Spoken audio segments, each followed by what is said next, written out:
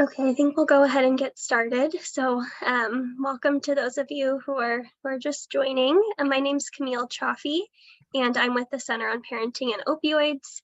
And this panel is co-sponsored by the Center on Parenting and Opioids and the JEEP Initiative. And I'll turn it over to Tess in a minute to share more about the JEEP Initiative. But the Center on Parenting and Opioids focuses on improving resources and reach and information about the intersection of parenting and substance use disorders.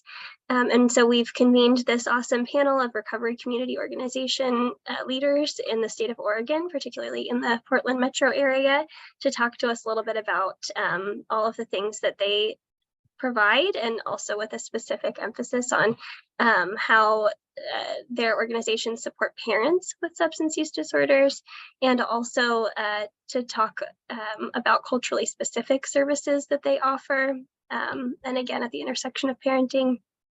And yeah, with that, I'll turn it over to Tess to share more about herself and the JEEP Initiative, and then she'll turn it back to me, and I'll give you a little bit of a quick summary of what we're going to cover today, and turn it over to Tony and all of the rest of our awesome panelists to share more with you. Go ahead, Tess.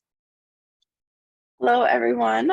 My name is Tess Drazdowski. Apologize, feeling a little under the weather today, but I'm a research scientist at the Oregon Social Learning Center and a co-investigator on the JEEP Initiative, which stands for Justice in Emerging Adult Populations. And so this is an R24 grant that has been funded by NIDA, which aims to advance the research on the efficacy and effectiveness of peer recovery supports and recovery residences for emerging adults and adults involved in the criminal legal system with substance use disorder through a variety of different goals. And we are so excited to be here today and to be co-sponsoring this amazing webinar with the CPO. Thanks, Tess. So today, Tony and Amanda, Julia, Fernando, and Jared are going to give an overview of recovery community organizations and what those look like through a brief presentation, and also give you some data. And then we'll move into a moderated panel where Tess and I will ask about 4 questions related to how can researchers best support recovery community organizations, and what recovery community organizations experiences are supporting parents with substance use disorders. And then we'll have a few minutes at the end for audience questions as well. And you can either put those in the chat or in the Q&A, and we'll get to them.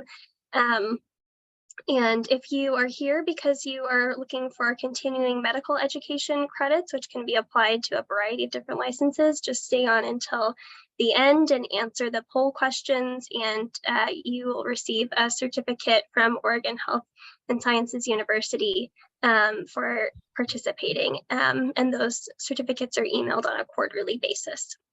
So with that, I'll turn it over to Tony, and thank you so much for being here.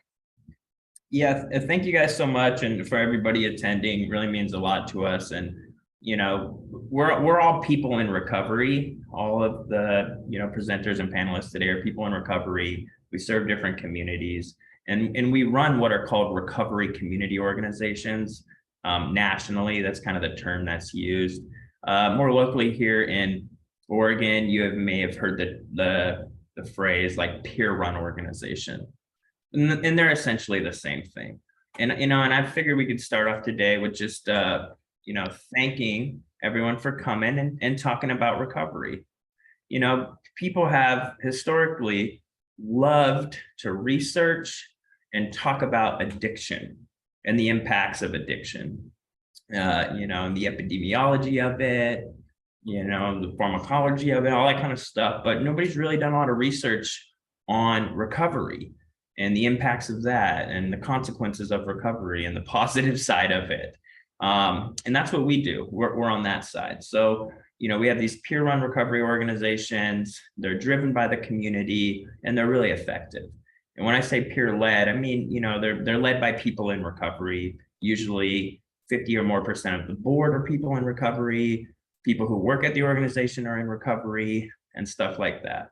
Now, lived experience isn't the only thing that's important to us. Many of us have, advanced degrees and are savvy business, entrepreneurs, stuff like that. But we have that recovery focus and that lived experience, which can be really, really important. Let me see here. So we provide recovery services, peer support, not clinical services. And, mostly that means from a practical perspective is that there isn't a clinical diagnosis and a prescription to a level of care. Like there isn't an ASAM that happens for people to participate. People who are consuming the service, they like diagnose themselves and say, I want to engage in recovery services. And then that's it. And we just help them, and we help them in their recovery, for as little or as long as they want.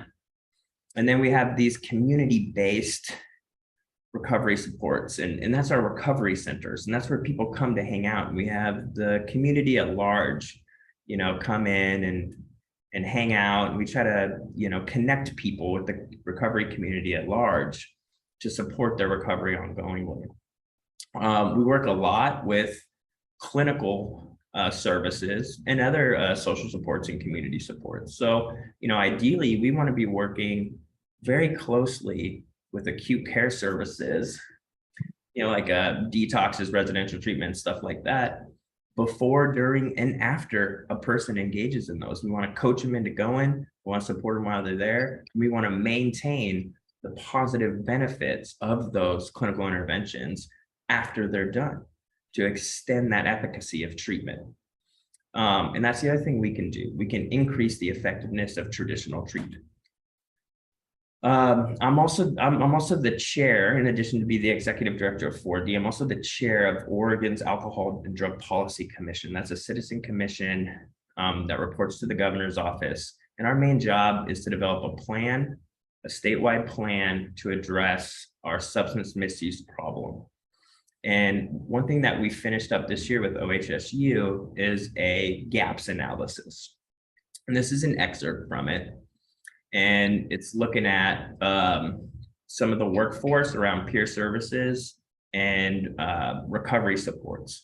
And so you'll see down here, according to the OHSU 2022 gaps analysis, which is looking at what services we currently have versus what we need to meet the demand, we need 137 more recovery centers. And right now we have 8, and that's pretty much operated by the people here. So we rapidly need to expand the number of recovery centers. And Governor Kotek actually put recovery centers in her budget. I don't know if it's going to get passed, but we'll see. So there is a emerging demand and emerging recognition of the efficacy of what we do. And this is just like a little slide I use all the time, just kind of show what we do here. We got these recovery events at the Recovery Center. We got a variety of mutual aid groups, depending on the specific organization. Those, look culturally different at times. And then we have our peer mentors, which are doing a lot of outreach and engagement. But we're just trying to get people to engage in the recovery process. Whatever that looks like for them, we just want to promote recovery, get them to take on a recovery identity, and connect with other people who are in recovery. And we can help build a recovery-oriented system of care, or a system that's working together to maximize an individual's opportunity to initiate and sustain recovery. So I see I put Miracles Club here. Miracles Club is the longest recovery organization that I'm aware of in Oregon. They're African-American. I'll let them talk more about that in a minute. I put them there. I went there when I was in treatment, loved it, got a lot of really good information. But we can work with DHS, the criminal justice system, healthcare, the education system, detox, like whoever. Our peers are funded through flexible grant funds. We can go out and engage with anyone, anytime, and do interventions and promote recovery. We want to have tons of partnerships with everybody. So here's a little snippet from a recovery research brief that we put together, detailing some national research. There's the Recovery Research Institute that's doing a ton of research on recovery centers right now. I believe that's at the Harvard School. And you can go look that up. I can send up some follow documents or something for you to review if you'd like to. But as you can see here's me, and I'm talking to this guy, Ron, and I'm telling him a funny joke because I'm really funny and he's laughing and it's authentic, but 4D is primarily for young people. Historically, we've served people 18 to 35, and we're expanding to adolescents, probably 13 to 17. And you can just see some of our positive outcomes here. Average absence time of clients, about 4.2 months for last year, and we served about 400 people in our peer services. Of those, about 496% stated they didn't get any new arrests. 43% said they got housing. 8.2% enrolled in mental health treatment. So there's a ton of data. We all collect a lot of data. A lot of the data we collect is very similar. We work together.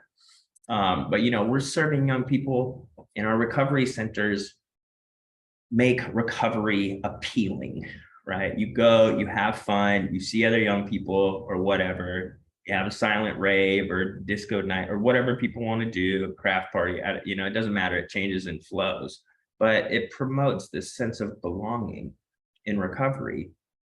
And, when people enter recovery, it's like a change of identity. You take on a different lifestyle, a different persona, and you think of yourself differently. And that's really what we help people do. We help them in that transition period of their life be like, I'm in recovery. This is what my recovery pathway is. And, I'm going to do it. And this is who I am now. And I don't have to use or use less or whatever it is that the person wants to do. So that's just a little overview. Amanda, I'm going to just pass it over to you. Just talk to True Colors about True Colors for a moment.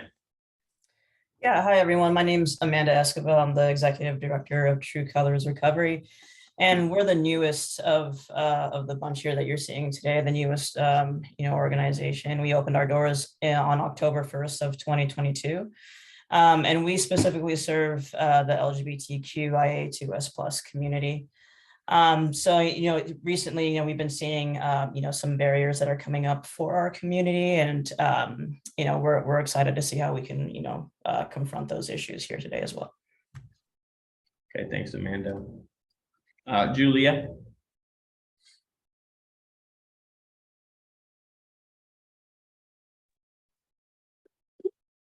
I got a frog in my throat this morning, keeps jumping in and jumping out. My name is Julia Mines. I'm the executive director of the Miracles Club. Miracles has been around since 1993. But before that, it was named something else, but it's been around for 30 plus years.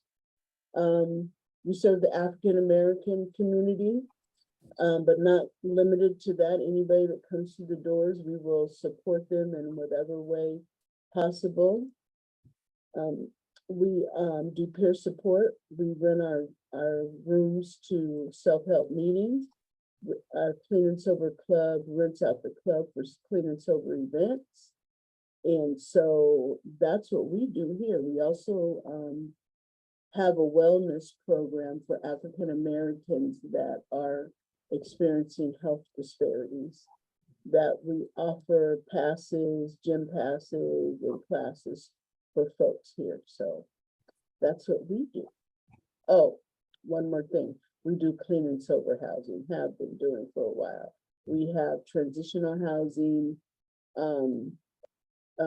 permanent and temporary housing available, clean and sober. So a women's house, a man's house, and 82 units of clean and sober housing.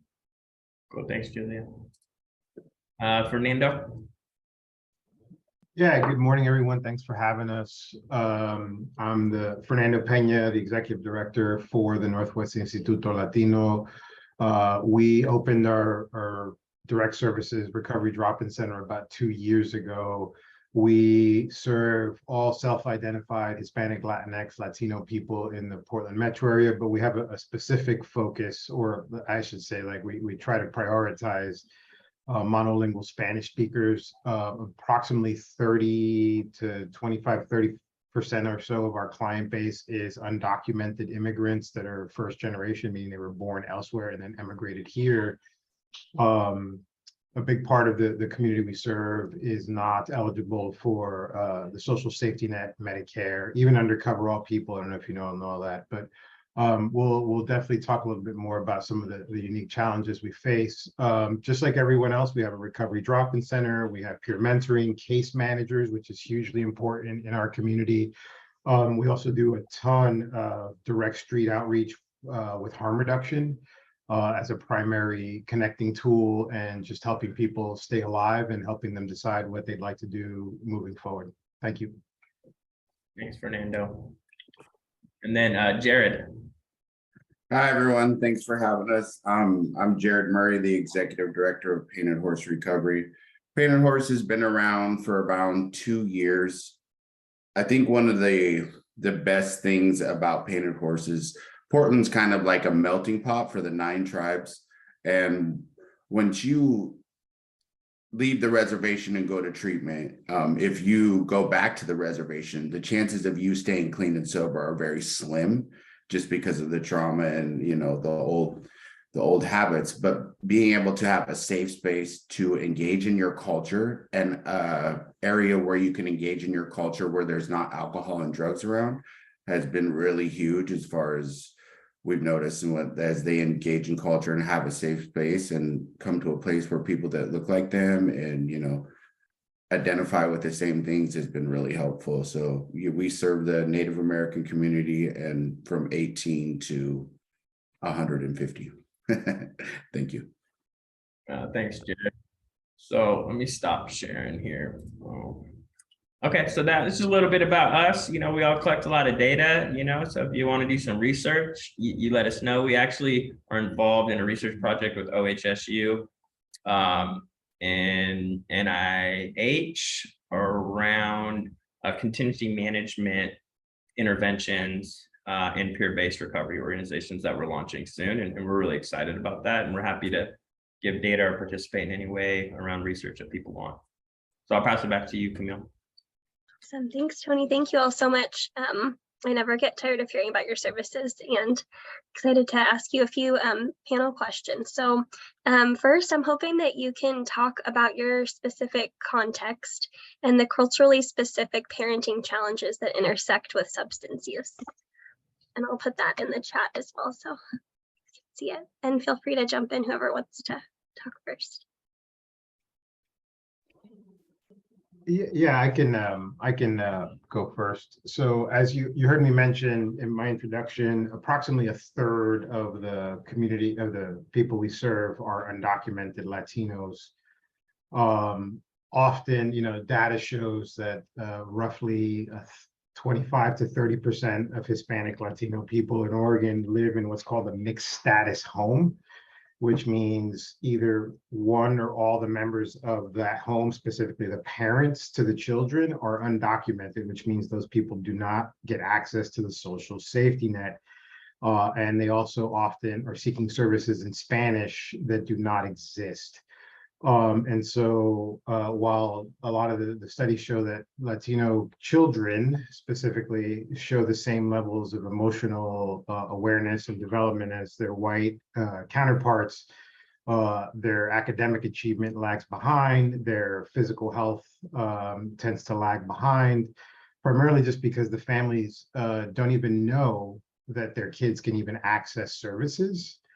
Also, when it comes to finding services for kids who may end up in the DHS services, you know, they don't end up in homes that kind of understand the system itself just doesn't understand the specific needs of families and parents where one or both family members are undocumented.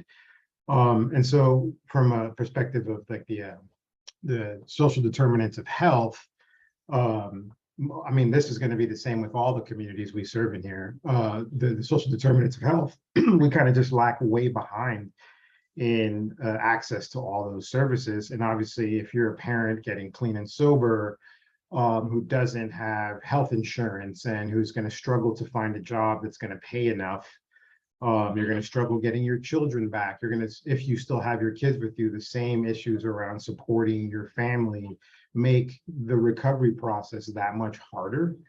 And so I'll just stop there and let someone else go. Yeah, I think with Native Americans too, like a lot of time our kids get lost in the system and they're pulled away from Native families. That's why ICW is so important.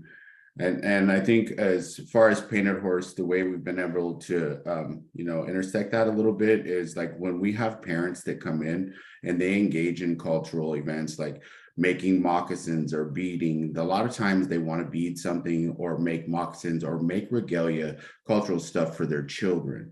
And a lot of times we hear them say, well, I can't wait to do this with my kid. I'm making this for my kid, and it's been really good. I think 1 in 3 people out of 100 that have engaged in the last year have gotten their kids back.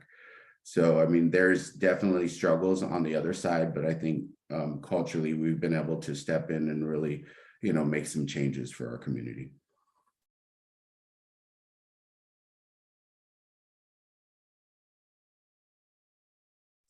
Yeah, I can go next. I think that's something that we see within parenting and barriers that the LGBTQ plus community faces is it's a lot of stigma.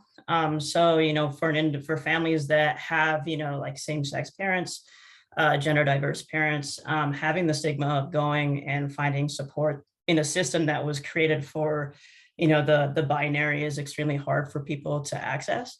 And so, systems weren't created for people that are from a gender diverse, perspective. And so, and there's a lot of, politics and things that surround that as well that that create fear within our community. So yeah, I think that's the fear and the lack of representation amongst amongst these systems that that keeps our participants from accessing them. And I think another thing too that parents face that we might all see as well is the lack of childcare for people. Childcare is one of the hardest things for our mentors to go ahead and access or help support people in connecting them to affordable childcare. So yeah. So, my name is Julia Mines again. So the African American recovering community, most of the time when folks come in here, their family, their children are either in the system or what have you. And statistics show that in the African American community, most of the kids that are put into custody with DHS are because of alcohol or drug use or domestic violence. And so in looking at that, we're 8% of the population here in Oregon, but 40% of the population of the kids that are represented in the DHS system. So if you have a white family with the same circumstances, most likely the Black children are going to be removed rather than left in the home and given support. And then once the kids are removed from the system, all their supports, if they're on welfare, food stamps and all that is taken away because they no longer have their child in their custody.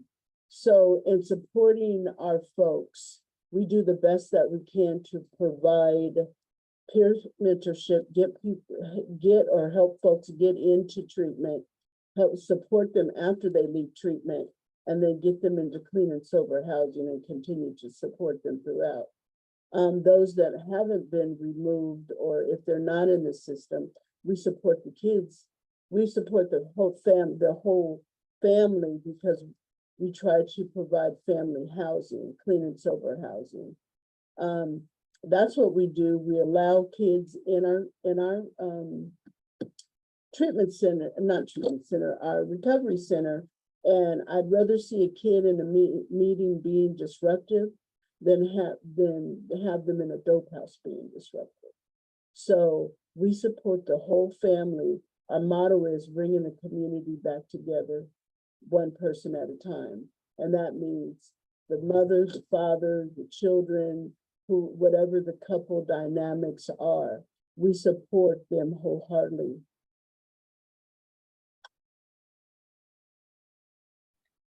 Yeah,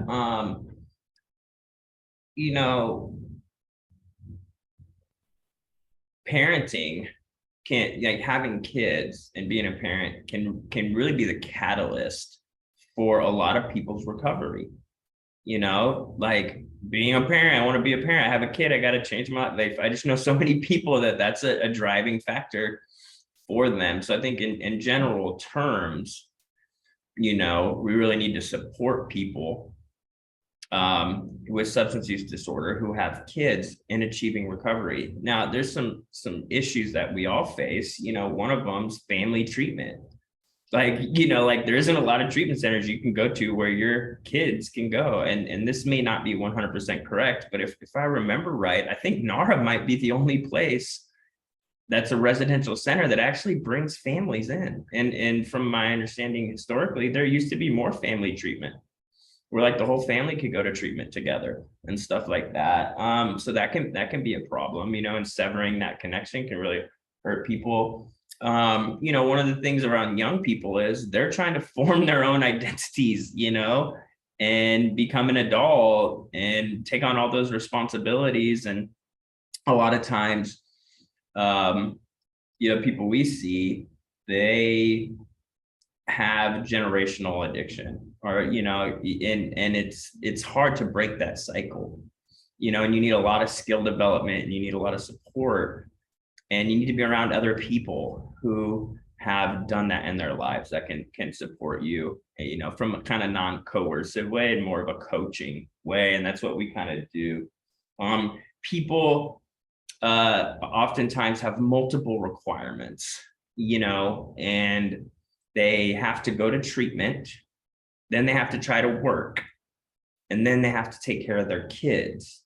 And logistically, that's a lot of work, you know, especially if you're young. And, you know, young people, they want to go socialize and stuff like that, which is normal, you know, they want to go hang out, you know, and that's why we see, you know, like parents with like 3 or 4 kids, and they're like going to the dance party at 40, and it's like a dance party and there's kids there, and that's like fine, you know. We're like, okay, that's fine, let's make sure nobody runs into the street.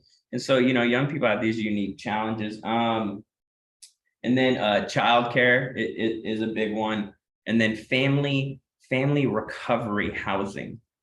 And I'm not talking about housing first models, and I'm not against housing first or harm reduction housing, but not everybody wants to live there. You know, a lot of people, as they progress in their recovery and they decide that they want to be abstinent, they want to go to a place where everyone else has that same goal and they're supporting each other. But there isn't a lot of, you know, recovery housing units that are family based. To my understanding, Iron Tribe is like one of the only organizations that do it. And so, you know, maybe expanding family recovery housing, you know, could be really helpful as well. Thank you all. Fernando, did you have something you wanted to add? I noticed you unmuted. Yeah, I was just going to say that I think the theme throughout what you've heard from all of us speak is that a lot of times the system, the traditional system of care and recovery and the government and whatever assumes a general level of functioning and access to the system for the people that go through it. And what we represent is people who just don't have that equal access to the system for a variety of reasons. Which is why we kind of, all our communities tend to lag behind in all these things. Like, you know, children of color are just not going to get adopted or put into foster care as quickly as a white kid, because people don't want a 13-year-old Black kid. They want a 4-year-old white kid to go into foster care.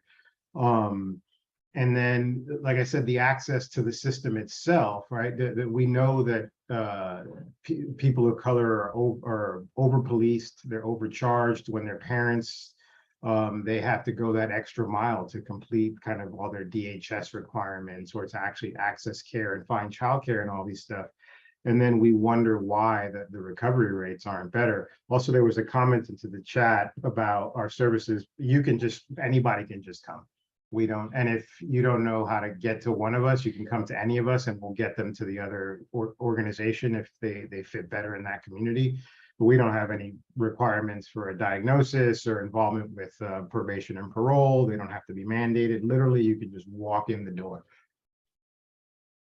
I think the beautiful thing about the RCOs and the culturally specific RCOs, like we get to be part of that solution. Yes, there's all kinds of things that happen to people of color, but we get to be that bridge, and we get to be in a place where people that look like them and, you know, with our culture and have those things. Like, I know we're talking about like the negative things that happen, but it's just really beautiful to be a part of the solution. Agreed. And so we have the next two questions are linked here, but right. So you guys are offering these amazing services. So what can researchers do to improve the structural access to recovery community organizations? And along with that, what kind of future studies could researchers do to support your work? So, being a researcher myself, what I know is that, and I think I talked to one of you guys before about this, that when you're trying to do research, you in communities of color, the BIPOC, you have to build relationships first. You just can't come in and, okay, let me fill this form out and let me check the boxes, and because people are going to give you information that you may not want. Right? They're just going to tell you whatever it is, you know, to get the incentive is one and all that kind of stuff. You got to build relationships. That means sitting down, having a cup of coffee, talking about, you know, what you know about this culture, what you don't know, trying to get enlightened, you know, that kind of thing. For me, that's what I know about how to help researchers, is to tell them, build relationships first before you start asking questions.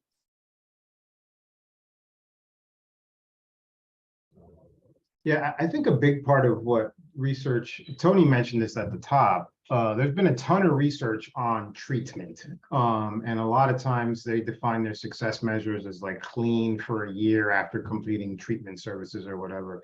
Or what they mean by clean is like have not gone back to using drugs or alcohol.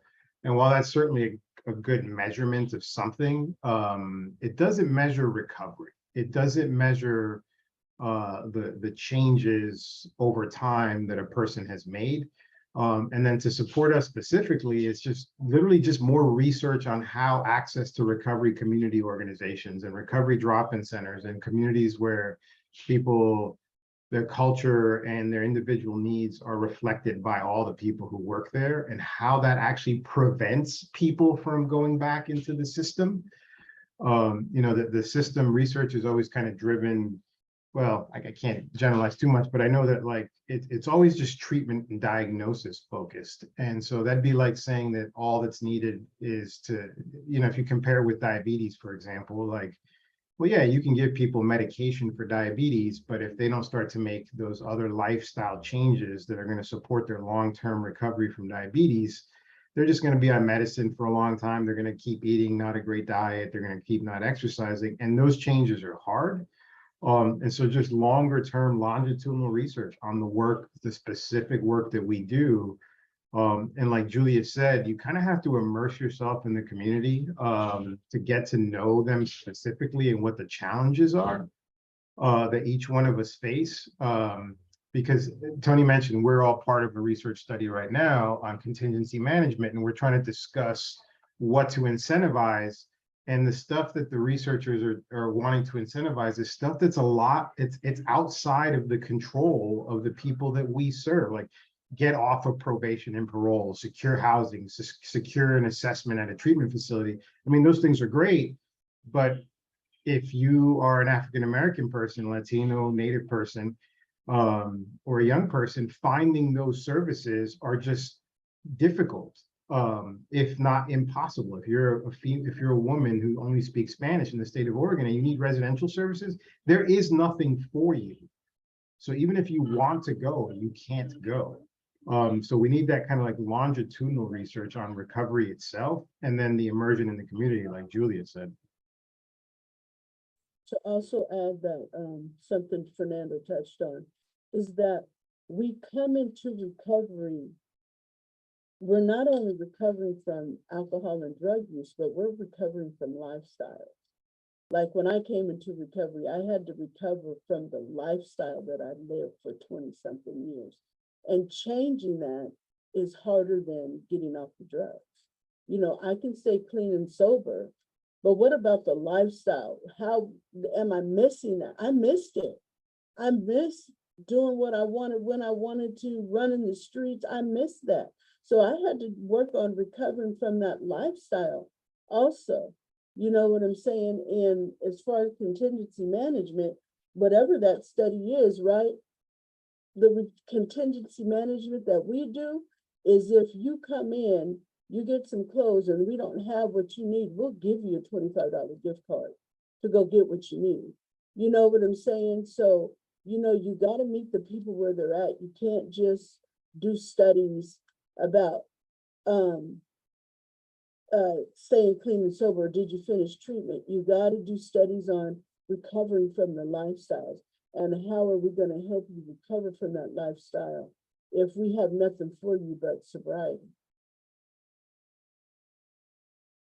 I think you guys are making a step in the right direction already by reaching out to those that serve their communities and communities of color and 4D and NWIL, True Colors.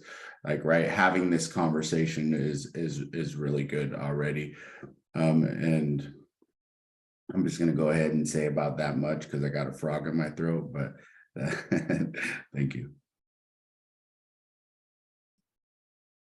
Yeah, so, you know, I think in general terms, just studying recovery, I'm not a researcher, you know, I got a bachelor's degree in social work, and I took, you know, a research class, you know, and did stats 1 and 2 and stuff like that. So I know a little bit about the general method, but you know, we need to study recovery and look at those outcomes and develop some new metrics. You know, we need to know the generational impacts of recovery.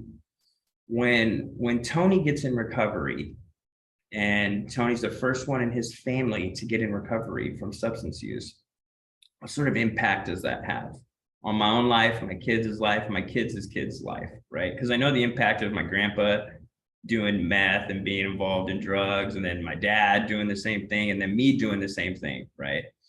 So what is that long-term impact of recovery services?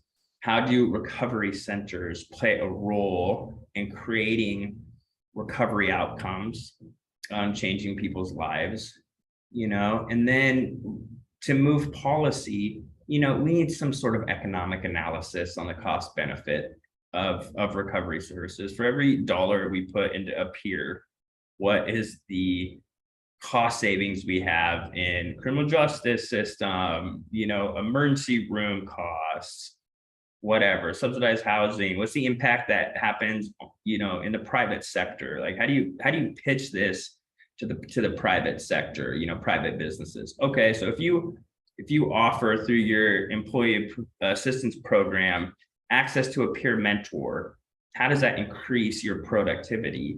You know, because I know that, you know, just alcohol and drug use in general terms costs billions of dollars, you know, to private employers in loss of productivity. There's research to show that, but we don't really have those kind of conversations. And I don't think we bring in enough stakeholders for the investment. Now, the opioids and fentanyl and stuff, you know, started affecting middle-class America. And I think that provided a socio-political opportunity to move some policy, but we just need additional research to help continue and solidify that socio-political momentum that that's been built in the last, you know, 10 years. You know, this will probably be like a window, right? This is like a political window that we're in right now to develop more innovative, concrete, holistic recovery service care that people have been fighting for since the 1800s. You know, back in the 1850s, there was a movement, you know, by the Washingtonians that said basically, you know, medical care, not penal care for the alcoholic. And here we are, you know, in 2023, still using the same sentiment to try to push policy. So we need academia to step up and help us in whatever way that you guys can. Yeah, that cost savings analysis piece, I think, is some of the key research that needs to be done. There's a big move always to push recovery support services, peer services into the Medicaid system or to the insurance billing system. But insurance companies make money by not providing services or by providing minimal services when needed. But our services need to be, we're long-term, right? Tony mentioned this at the top also. We meet people before they've decided they even want to go to detox.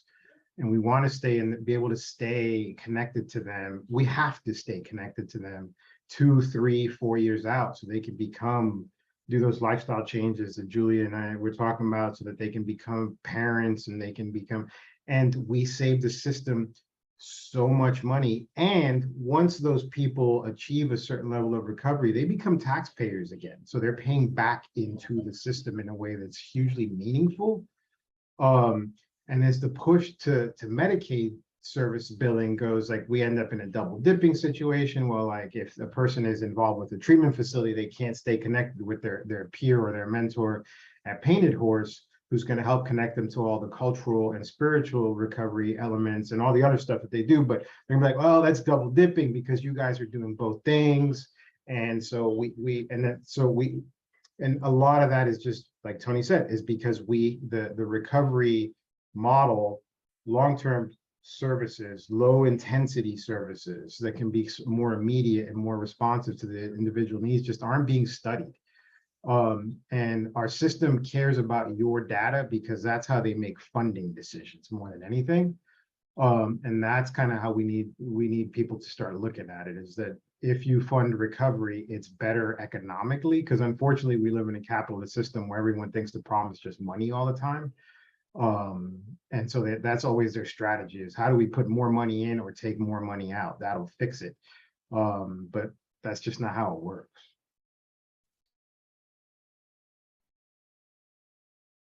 Amanda, did you want to add anything before we move to the next question? Yeah, I just think that, like, you know, when you honor everyone's intersectionalities, like you help that person feel seen.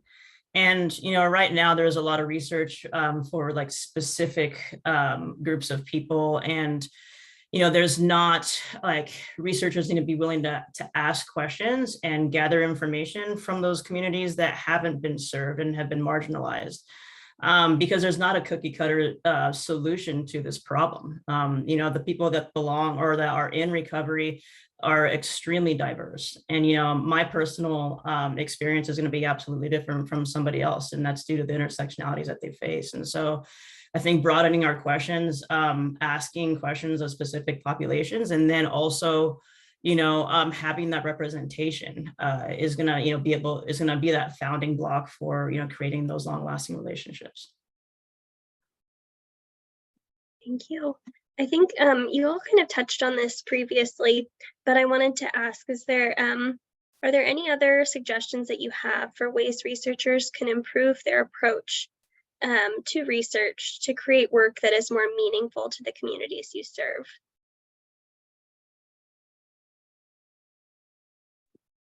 I think Julia and Fernando touched on it. It's relationships. It's relationship building with the communities.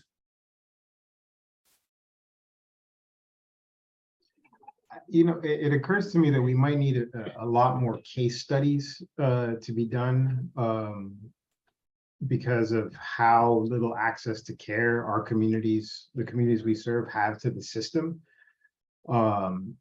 So just being able to follow specific, like build those relationships and follow groups of people or a certain small subset of people as they try to navigate the system, and compare that for how long it takes for somebody who has, you know, is of a middle class and has better insurance and has, you know, just more structural systemic supports.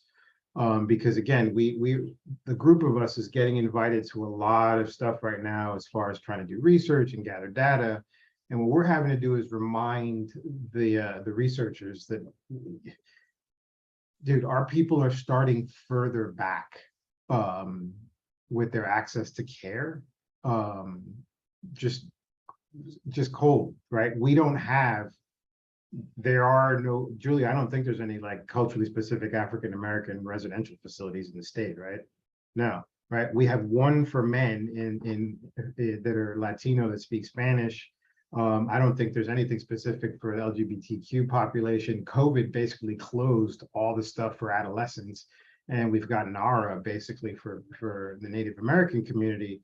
And so we need to start, you guys need to start studying actually what it's like for a person from each of these communities or a group of people to actually enter the system and move through the system.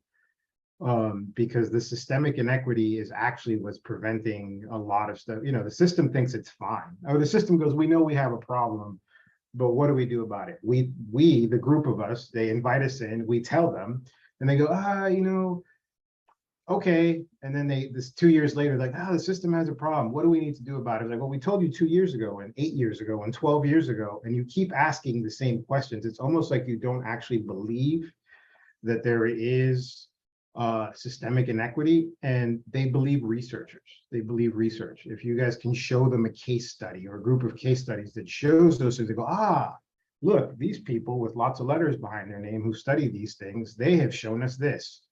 And that's kind of the research that we think that you need to be doing, because they don't listen to us, they listen to you. I think a piece of that too is study. As far as people being in treatment, people of color going to treatment, why a lot don't make it through the privilege system. Really taking a look at that, how we are or can be discriminated against even in treatment, you know, because our cultures are different. They're not,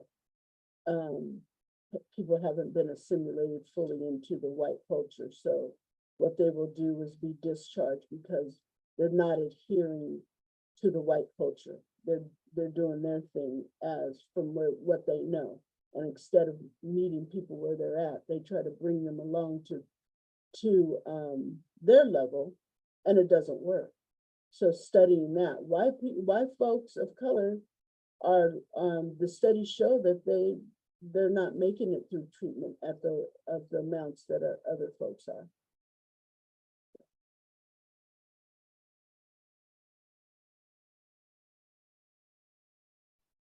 Yeah, you know, go write some research grants to NIH or NIDA or whatever, and propose some stuff, you know, and then come talk to us, and we can iron it out. The best way to study and measure success. Thank you all. Is there anything else anybody wanted to add on that topic?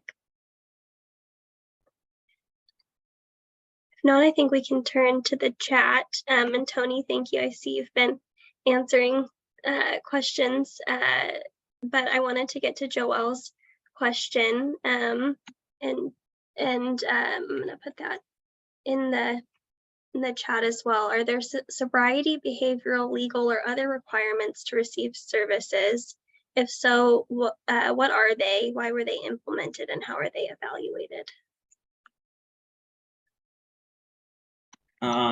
You know, on the sobriety piece or the abstinence piece, you know, at our recovery centers, you know, we don't want people like come in and using drugs there and promoting drug use and stuff. So we ask that people respect the drug-free environment, but we want the people who are using drugs to come to us and get help, right? So we don't like UA people at the center and stuff like that, you know what I mean, or engage in peer services.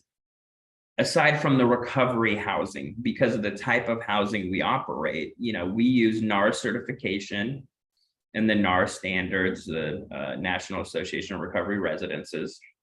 And, you know, we use housing where people want to be abstinent, and that's the requirement. But we don't kick people out in the middle of the night. We don't kick them out for using medication and stuff like that. If somebody's still using while they're in the house, our first attempt is to get them into a higher level of care if that's what they want. And if they don't want that and they want to use, then we'll try to get them somewhere where they can do that.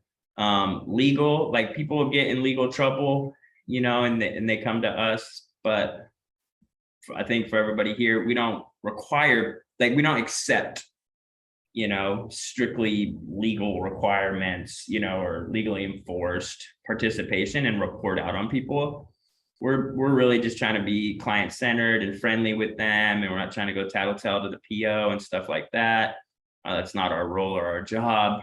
And then the behavioral ones, like people gotta be cool in the centers and stuff. They gotta respect others and stuff like that. So that might get you excluded if you're not acting right and you're impeding on other people. So, you know, that's pretty much what you guys want to add. Anything else to that?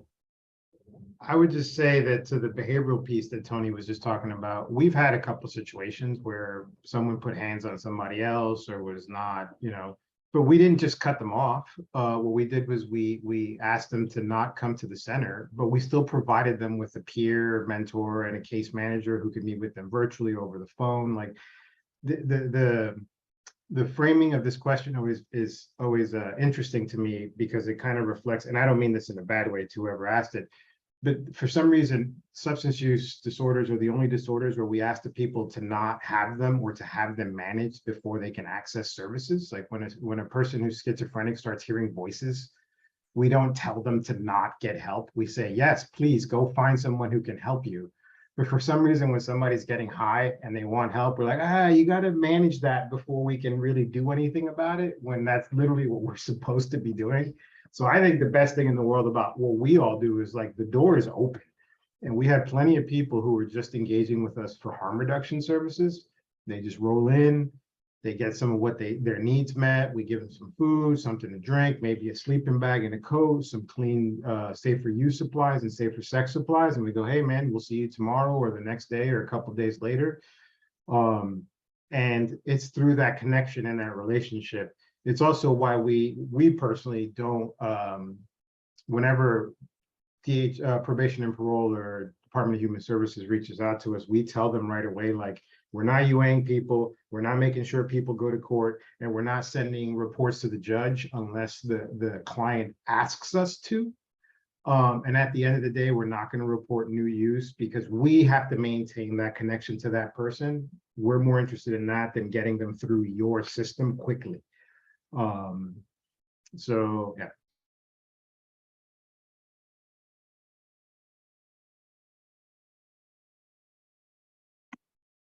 Thank you all. We have about 6 minutes left, and I think, Tanya, I think we've answered some of your questions, but if you still have a question remaining, feel free to add it to the Q&A. I was just reviewing those in case I'm missing something. But I also see a question, I think mostly for you, Amanda, but perhaps others have thoughts too. But do you see current recovery community barriers related to traditional modes of anonymity? So I'm assuming that to be referring to 12-step programs, perhaps, based recovery and barriers to LGBTQ+ communities. I think that you know, are the meetings that we have at our center are pretty fluid. So we absolutely have individuals that participate within 12-step programs, and then we have other non-12-step programs available or meetings available as well. The barriers that we see people face or that they talk about, you know, is like an issue with, you know, trauma in the past surrounding religion. And so like helping, like, you know, our mentors help, you know, individuals navigate, you know, what their best recovery pathway is. And sometimes that falls into 12-step and sometimes it doesn't. And, you know, I think that it really just depends on the individual. And then when accessing support from the community, what we see is a barrier when accessing like detox or inpatient treatment, just because of how gender specific programming is. And so individuals think, or organizations think that, if you allow an individual to choose what program, that's gender affirming, and it's not, especially if an individual is, non-binary within the trans community or gender queer. Having them choose, between a specific program that is gendered just doesn't support the person, and, doesn't help that person feel seen. So.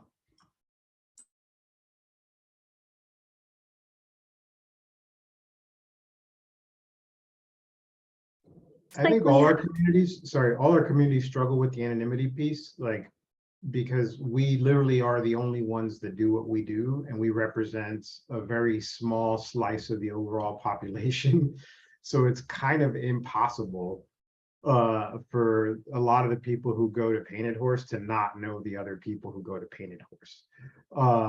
And so it happens in our community. Oftentimes when we do have stuff that we have to like talk with people about behavior, it's because someone shared something in a meeting that they didn't share the name, but literally every other person in the room knows exactly who they're talking about because it's such a small community.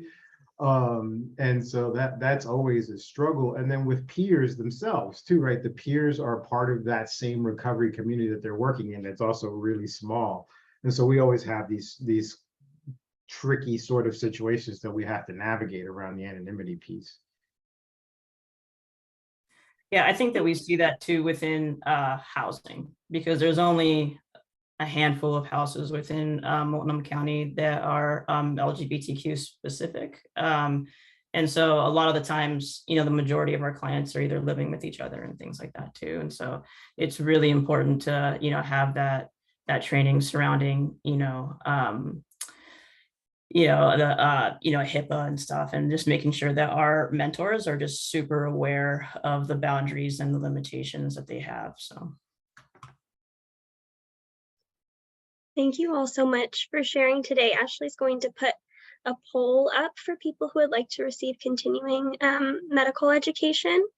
And just go ahead and answer if you would like those